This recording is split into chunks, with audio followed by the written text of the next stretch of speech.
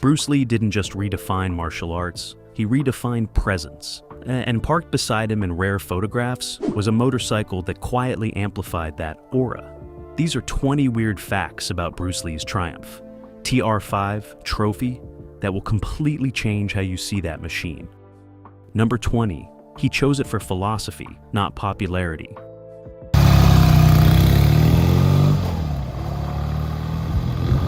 Most people assume Bruce Lee picked the Triumph TR5 Trophy because it looked cool, because it fit the late 1960s aesthetic, because it made him look like a rising Hollywood rebel, but that assumption misses the point entirely. Bruce Lee rarely made decisions based on image alone. He chose tools, whether fists, books, or machines, based on function and philosophy. The TR5 Trophy was powered by a 500 cubic centimeter parallel twin engine. It was not oversized. It was not intimidating. It delivered smooth, predictable power rather than brute force.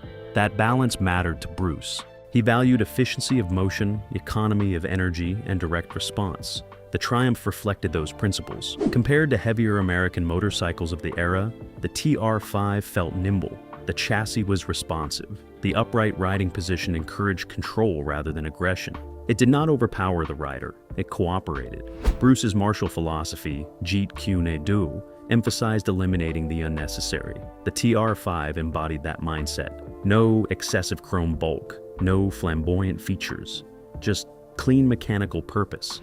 Friends later noted that he appreciated how the motorcycle reacted instantly to subtle input. Lean slightly, it followed. Roll on the throttle. It responded without hesitation. It behaved like a disciplined partner.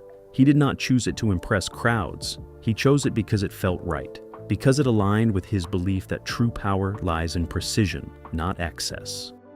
Number 19. The iconic photograph was never meant to market the motorcycle. And it's gorgeous. This is obviously a trophy. Yeah. One of the most famous images of Bruce Lee shows him sitting casually on his Triumph TR5 Trophy, sunglasses on, posture relaxed, expression calm but commanding. That photograph helped cement the motorcycle's legendary status. But here's the strange truth. It was never designed to promote Triumph. The shoot was not a factory-backed campaign. It was not a dealership event. The motorcycle simply happened to be part of the setting. Yet the chemistry between man and machine transformed the image into something far bigger than its original intent. Bruce was not posturing like a stereotypical biker. He was not revving aggressively or gripping the handlebars with theatrical intensity. He looked natural, balanced, completely at ease. That authenticity resonated more than any staged advertisement ever could.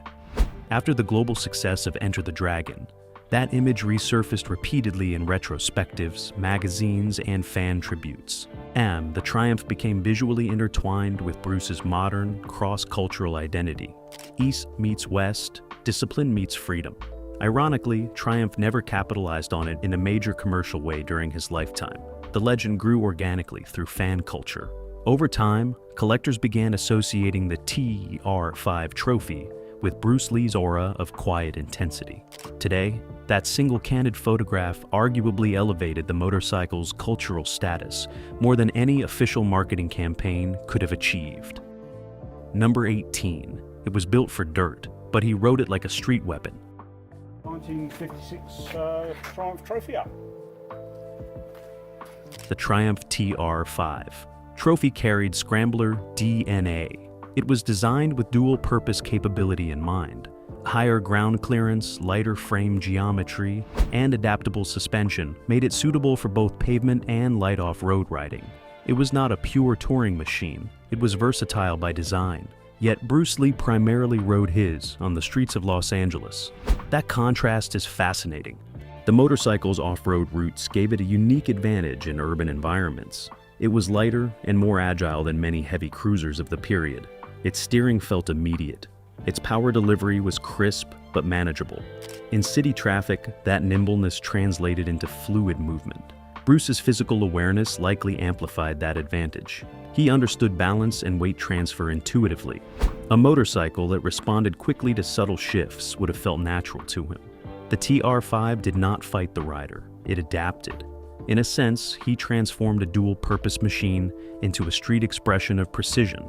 The scrambler capability was there if needed, but he harnessed its responsiveness for asphalt maneuvering. It became an extension of movement rather than a brute transport device. There's something poetic about that. A motorcycle designed for mixed terrain being used by a martial artist who blended disciplines into something entirely new. The TR5 Trophy was not the flashiest option available, but in Bruce Lee's hands it became refined, focused, and unmistakably sharp. Number 17, its modest size made it deceptively powerful.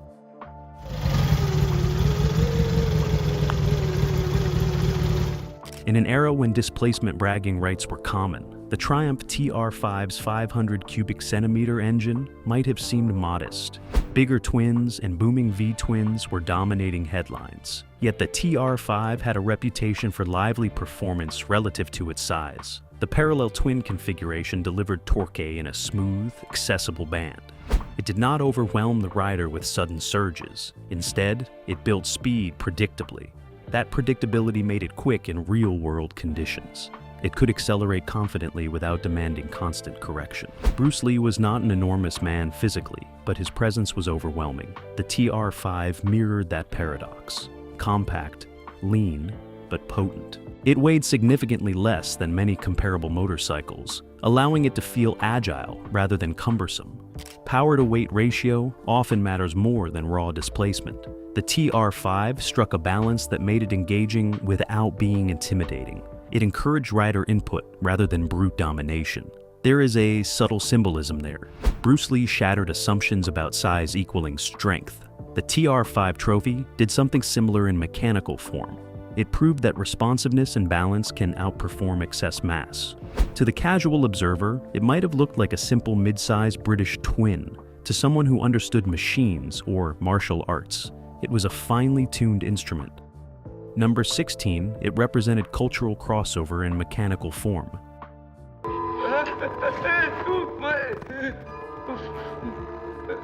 Bruce Lee's life bridged cultures. Born in America, raised in Hong Kong, returning to the West to revolutionize cinema. His Triumph TR5 Trophy quietly echoed that crossover narrative. The motorcycle was British. Bruce was a global icon navigating American roads. The image of an Asian martial artist riding a British machine through California streets during the late 1960s carried symbolic weight, even if unintentional. At that time, motorcycles often aligned with specific cultural identities. American V-twins symbolized one tribe, British twins another. Japanese imports were beginning to reshape the market. Bruce's choice did not align neatly with stereotypes. It felt independent. He was not chasing trends. He was assembling influences that resonated personally. The Triumph's clean lines, balanced geometry, and understated performance reflected a fusion of tradition and modernity, much like his own martial philosophy. In hindsight, the motorcycle becomes more than transportation. It becomes part of a broader narrative about blending worlds without losing identity. The TR5 was not the loudest or most dominant bike available. It was refined, efficient, and adaptable, much like Bruce Lee himself. Number 15, it was one of the last great pre-unit British twins before the storm.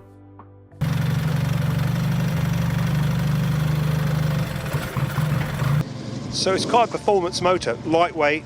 Yeah, but obviously they had different The Triumph TR5 Trophy that Bruce Lee rode came from a fascinating moment in motorcycle history. It belonged to the era of classic British parallel twins, just before Japanese manufacturers began dominating the global market, with smoother, higher revving, more technologically advanced machines.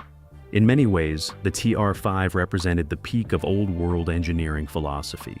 The engine design traced its roots back decades. Air-cooled, carbureted, mechanically honest. It required attention. It vibrated more than modern machines. It demanded tuning discipline. But when properly dialed in, it delivered a raw, connected riding experience that enthusiasts still chase today. Bruce Lee owned this motorcycle during a transitional era. Within just a few years, the industry would shift dramatically.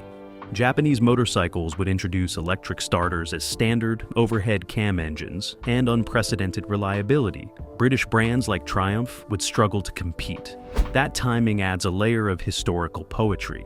Bruce Lee himself was a bridge between eras, between traditional martial arts and modern combat philosophy, between Hong Kong cinema and Hollywood stardom. The TR5 Trophy mirrored that transitional energy. It was powerful, but analog, refined, yet mechanical. Owning that motorcycle in that specific window places Bruce not just in pop culture history, but in mechanical history. He was riding one of the last iconic expressions of classic British twin design before the industry changed forever. Today, collectors look at the TR5 not just as a motorcycle, but as a symbol of a vanished era, and Bruce Lee happened to ride it right at the turning point. Number 14. The kickstart ritual matched his discipline.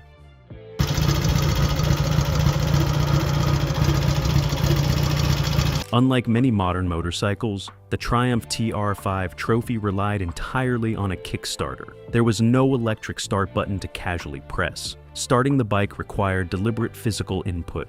Fuel on, choke set, find top dead center. Firm, controlled kick.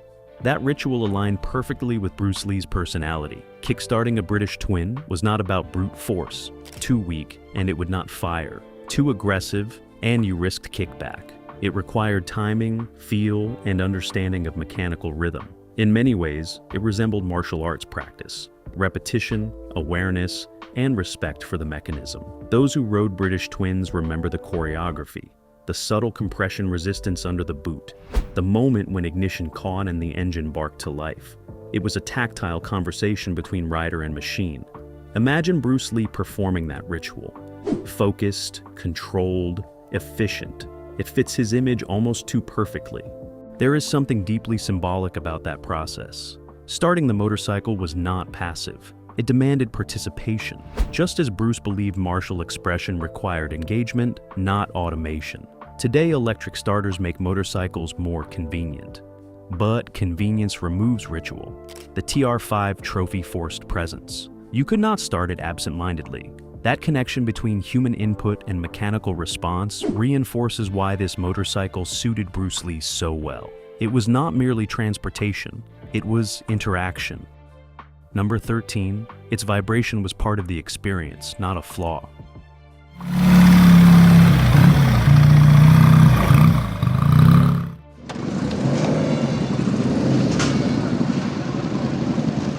British parallel twins of the era were known for vibration, not subtle tremors, real mechanical character. At certain revolutions, the Triumph TR5 would transmit engine pulses directly through the frame, handlebars, and foot pegs. Some riders considered it uncomfortable, others called it personality. Bruce Lee likely fell into the second category. The TR5 did not isolate the rider from the machine. It communicated. You felt the combustion strokes. You sensed engine speed not just by sound, but through your body. That tactile feedback created awareness. Modern motorcycles isolate vibration with rubber mounts and counterbalancers. The TR5 was unapologetically mechanical. It reminded you that controlled explosions were happening inches below the fuel tank. There is an interesting parallel here. Bruce Lee emphasized sensitivity, the ability to feel subtle shifts in an opponent's movement. The TR5 required similar sensitivity from its rider. Ignore the vibration and you miss feedback. Pay attention and you ride in harmony. At cruising speeds, the engine smoothed out, delivering a steady pulse that many riders describe as almost meditative. At higher revs, the character intensified. It demanded respect, but rewarded engagement. The vibration was not a defect, it was identity. It made the riding experience immersive rather than sterile. In an era moving toward refinement and insulation, the TR5 retained rawness. That rawness aligned with Bruce Lee's rejection of artificial barriers between practitioner and practice.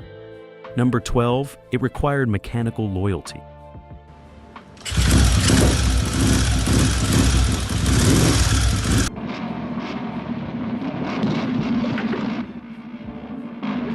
Owning a British motorcycle in the late 1960s required commitment. The Triumph TR5 Trophy was reliable when maintained properly, but it demanded attention. Carburetors needed synchronization. Chains required adjustment. Oil leaks were not uncommon. Bruce Lee was not afraid of discipline. Maintenance was not an inconvenience, it was responsibility. Riders of the era often carried basic tools: spark plug wrench, screwdrivers, wrenches. The TR5 encouraged mechanical familiarity. You did not simply ride it and ignore it. You listened for changes. You adjusted accordingly. That kind of ownership creates a bond. When you tune a machine yourself, when you feel improvement after adjustment, it becomes more than hardware. It becomes partnership. It is difficult to imagine Bruce choosing a machine that required zero engagement. His philosophy centered on direct experience. The TR5 demanded it. There is no record of him being a full-time mechanic, but British motorcycles inevitably teach their owners something about maintenance. Valve clearances, cable tension, carb mixture. These are intimate details. In a way, the TR5 mirrored martial arts training, constant refinement, attention to detail, awareness of small imbalances before they become larger problems. Owning that motorcycle meant participating in its health, and that relationship likely deepened his appreciation for it. Number 11. Its exhaust note was sharp, not thunderous.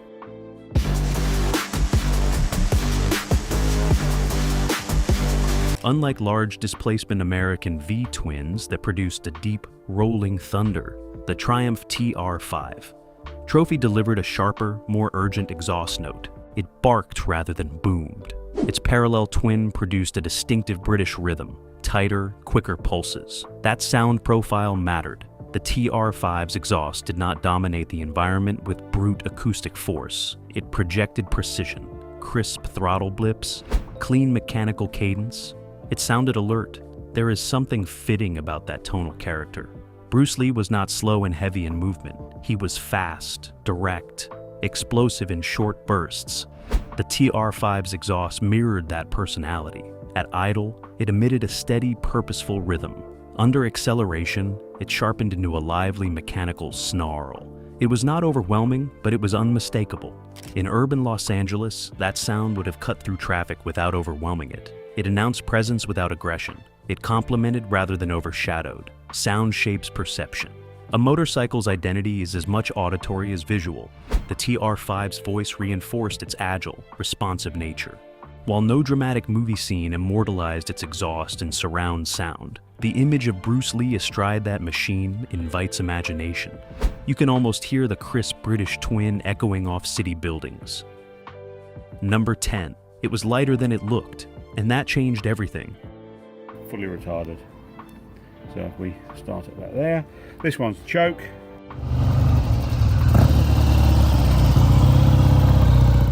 At first glance, the Triumph TR5 Trophy looks substantial. Steel tank, twin pipes, upright stance. It carries visual weight, but in reality, it was significantly lighter than many motorcycles sharing the road at the time. That lighter curb weight transformed how it behaved, and likely why Bruce Lee connected with it.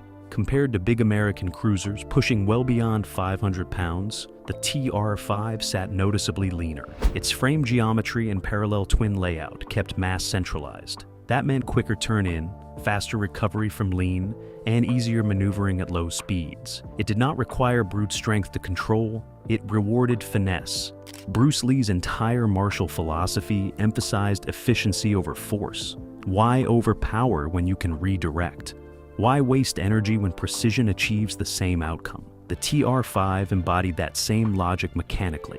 It did not intimidate through bulk. It responded through balance. In traffic, that lighter chassis would have made a clear difference. Quick lane adjustments, confident stops, immediate acceleration without feeling unwieldy. For a rider with exceptional body awareness, that agility becomes an extension of instinct. There's also symbolic weight in this fact. Bruce Lee shattered stereotypes about size equaling dominance. He proved that compact, disciplined power could outperform larger, slower opponents. The TR5 echoed that idea in mechanical form. It may not have been the largest motorcycle on the boulevard, but it was sharp, nimble, controlled, and in the right hands, that matters far more than sheer mass. Number 9, it carried classic British styling at the edge of a changing era. It's barricaded! By the window! The Triumph TR5 Trophy retained hallmark British design cues at a moment when motorcycle aesthetics were about to evolve dramatically. Chrome fenders, teardrop tank, clean twin exhaust lines. It reflected post-war British motorcycling tradition, understated yet purposeful. Within just a few years, motorcycle design would shift toward sharper lines, more integrated bodywork, and eventually more aggressive, performance-focused silhouettes. The TR5 existed right at that threshold. Bruce Lee riding that machine places him visually in a transitional moment. The bike carried heritage without feeling outdated. It had elegance without excess. It was not futuristic. It was not retro. It was present. That balance mirrored Bruce's own cultural positioning. He honored traditional martial arts roots while pushing toward modernization. The TR5 did something similar for motorcycling. It preserved lineage while delivering real-world usability. The styling was also visually photogenic. The parallel twin engine filled the frame cleanly. The tank lines flowed naturally into the seat. Nothing looked forced or exaggerated. When Bruce sat on it, the proportions felt correct. The motorcycle did not overshadow him. It complemented him. In hindsight, that classic British styling became part of the mythology. It represents a mechanical era that soon faced intense competition from emerging global manufacturers. The TR5 stands as one of the final expressions of that classic visual language before industry shifts accelerated. Number 8. It demanded proper shifting technique.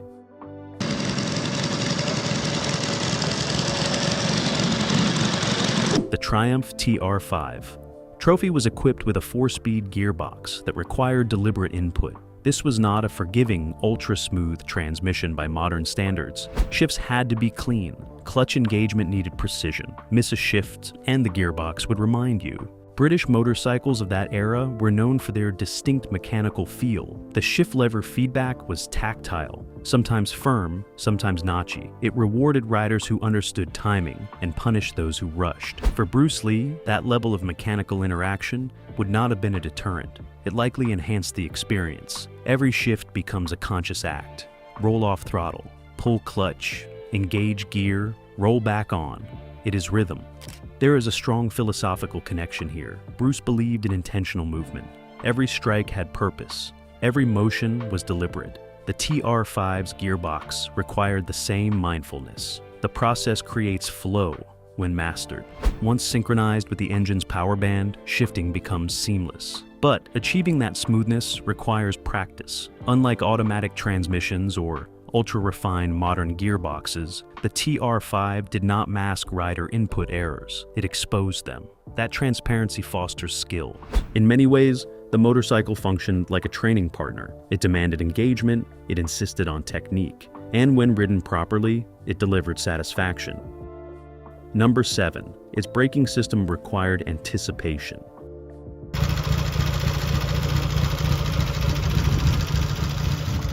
The Triumph TR5.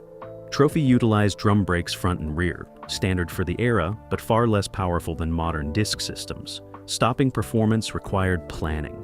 Braking distances were longer. Lever pressure had to be progressive. This is not a flaw in context. It reflects the technological standards of the time, but it did require anticipation from the rider. Bruce Lee was known for reaction speed, but more importantly, he emphasized awareness. Anticipation often matters more than reaction. Drum brakes reward riders who read traffic early and modulate inputs carefully. You could not charge blindly and rely on emergency stopping power. You had to ride intelligently. That dynamic aligns interestingly with martial strategy. Control distance. Understand timing. Act before the window closes. The TR5's braking system would have reinforced that awareness. It encouraged smooth deceleration rather than abrupt panic stops. It made the rider part of the equation. Modern riders accustomed to powerful disc brakes might underestimate that difference. But in its era, the TR5's braking performance was typical and manageable, provided the rider respected its limits. That relationship between machine capability and rider responsibility deepens the connection. The motorcycle did not compensate for mistakes. It expected competence. Number 6. It represented independence during a pivotal career phase.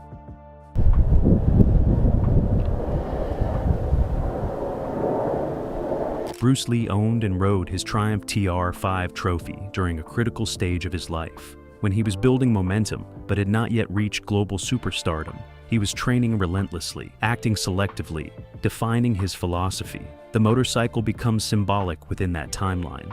It was not purchased at the height of fame as a luxury indulgence. It was part of his working years in Los Angeles, riding through the city, moving between training sessions, meetings, and auditions. Motorcycles often represent independence, mobility, freedom from confinement. For someone navigating two cultural industries and carving his own path, that symbolism carries weight. There is something cinematic about imagining Bruce riding alone between commitments, helmet on, engine humming steadily beneath him. No entourage, no spectacle, just motion. The TR5 was not a flashy celebrity accessory. It was practical transportation during a formative chapter. That context deepens its story. When we look back at photographs now, we project legend onto the machine, but at the time, it was simply part of his daily rhythm. That ordinariness is powerful. It reminds us that icons are built in everyday moments, and sometimes the machines beside them quietly witness that evolution. Number 5, it reflected his obsession with body mechanics.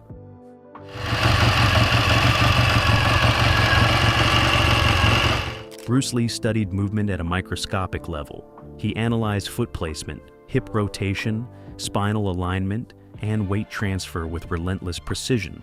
The Triumph TR5 Trophy demanded that same awareness from its rider. Its narrow tank allowed natural knee grip. Its mid-mounted pegs centered body weight. Its upright handlebars encouraged a neutral spine rather than a slouched or exaggerated posture. Riding it was not passive. It required subtle balance and coordinated input. Leaning into corners depended on controlled countersteer and body alignment, not brute force. Throttle transitions needed smooth wrist discipline. Even braking required coordinated weight shift to maintain stability. For someone who believed that efficiency of motion determined effectiveness, the TR5 reinforced that philosophy mechanically. The motorcycle did not isolate the rider from physics. It made him participate in them. Every movement translated directly into response. There was no electronic buffer, no assistive correction. The machine rewarded precision and exposed imbalance. That synergy between rider biomechanics and mechanical feedback likely appealed to Bruce on a deep level. The more controlled the body, the smoother the ride. The more disciplined the input, the more harmonious the output. It was not just transportation, it was an extension of physical awareness. In that sense, the TR5 became a two-wheeled study of alignment, timing, and controlled force, values Bruce Lee practiced daily. Number 4, it was never turned into a flashy custom showpiece.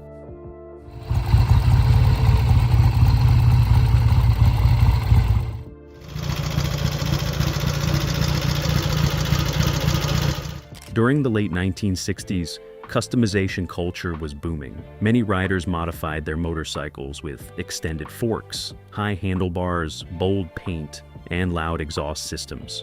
Yet Bruce Lee's Triumph TR5 Trophy remained remarkably close to factory specification. That restraint speaks volumes. He did not transform it into a theatrical statement piece. The motorcycle retained its clean British lines, twin pipes, classic tank profile, and understated chrome accents. There were no dramatic aesthetic alterations designed to attract attention. This aligns directly with Bruce's philosophy. He stripped away unnecessary ornamentation in martial arts. He rejected excessive tradition when it did not serve function. The TR5 already embodied balance and purpose. Adding visual noise would have disrupted that integrity. By keeping it close to stock, he preserved the machine's mechanical identity. The result was a motorcycle that felt intentional rather than performative. It commanded respect without exaggeration.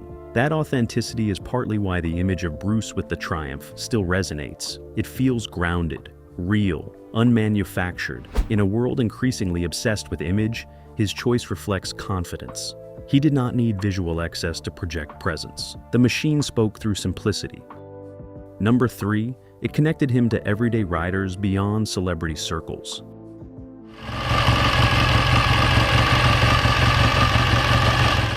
Motorcycling has always carried a unique social code. Riders acknowledge one another with subtle gestures, shared roadside stops, and mechanical conversations. By riding a Triumph TR5 Trophy through Los Angeles, Bruce Lee quietly became part of that broader rider culture. On two wheels, celebrity fades. You are simply another motorcyclist navigating traffic, adjusting throttle, and reading the road. The Triumph brand itself had a strong global community at the time. Owners discussed carburetor tuning, chain tension, and valve clearances with equal enthusiasm. Bruce's presence on that machine placed him within a network defined by shared passion rather than fame. There is something grounding about that. Before his image became mythic, he was a rider dealing with the same fuel mixtures, same mechanical quirks, and same traffic signals as anyone else. The TR5 did not isolate him behind tinted glass like a limousine. It exposed him to wind, sound, and open air. It integrated him into the rhythm of the city. That relatability adds dimension to his legacy. The motorcycle becomes a symbol not just of independence, but of connection. It reminds us that icons often live ordinary moments between extraordinary achievements. Number 2, it matured into legend alongside his legacy.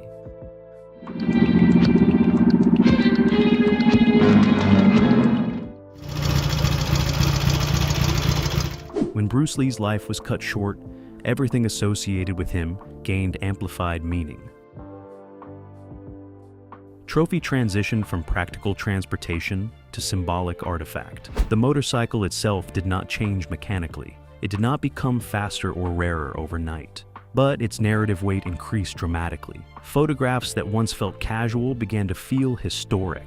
Collectors started viewing the TR5 model through a different lens. It became connected to a global cultural icon. Over time, as British motorcycles entered vintage status, the Triumph gained dual significance: mechanical heritage and personal association. The passage of decades only deepened that resonance. As modern motorcycles evolved, with advanced electronics and aggressive styling, the TR5's simplicity began to represent purity. Bruce's image on that machine feels timeless, precisely because it is rooted in analog authenticity. The bike aged into classic status, while his influence expanded worldwide, their stories intertwined. The Triumph became part of a broader narrative about discipline, innovation, and cross-cultural impact. It stands today not merely as mid-century engineering, but as a visual companion to one of the most influential figures of the 20th century. Number 1. Its power lies in its ordinariness.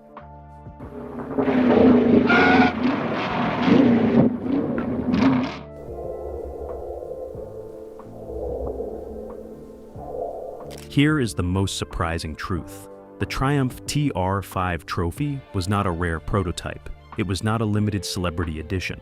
It was a well-built, mid-sized British motorcycle, available to everyday riders. And that ordinariness is exactly what makes its connection to Bruce Lee so powerful. He did not require an extreme or extravagant machine to reinforce identity. He selected a motorcycle that aligned with his principles and rode it as part of daily life. The legend came later. The machine did not elevate him. He elevated it. In an age increasingly defined by exclusivity and spectacle, the image of Bruce astride a straightforward British twin feels refreshingly authentic. It shows that greatness does not depend on rarity of possessions. It depends on mastery of self. The TR5 represents balance without excess, capability without arrogance. That is why the image endures. The motorcycle is relatable, attainable, human, and because of that, it continues to resonate across generations. Sometimes the most iconic machines are not extraordinary on paper. They become extraordinary through the person who rides them. Bruce Lee's Triumph TR5 Trophy was more than metal and fuel. It was movement, philosophy, and quiet independence on two wheels. The motorcycle never shouted for attention. It did not need to. Its legacy rides alongside his, balanced, disciplined, and forever timeless.